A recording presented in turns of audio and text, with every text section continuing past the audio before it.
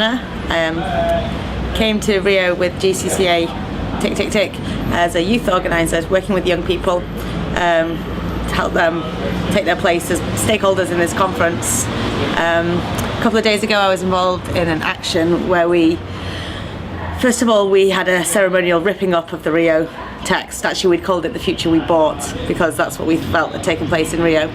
After we'd ceremonially ripped it up and rejected it, we held a People's Assembly where everyone's voices were heard. At the end of the People's Assembly we had to decide what to do next. We were still in the conference centre, and we came collectively as a group to a decision that we would leave the conference centre, we would walk out en masse in a big protest and hand our badges in. We didn't do it because we didn't want to be there.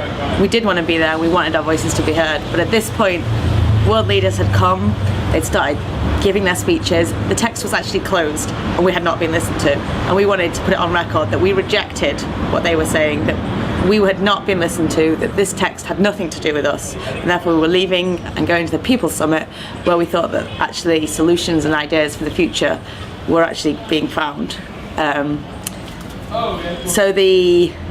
It was an act of protest inside the conference centre, and then it was an act of rejection, but with a purpose not to not be there, not to say we don't want to be there, because we think actually our voices should be louder there. So it was an attempt to show that.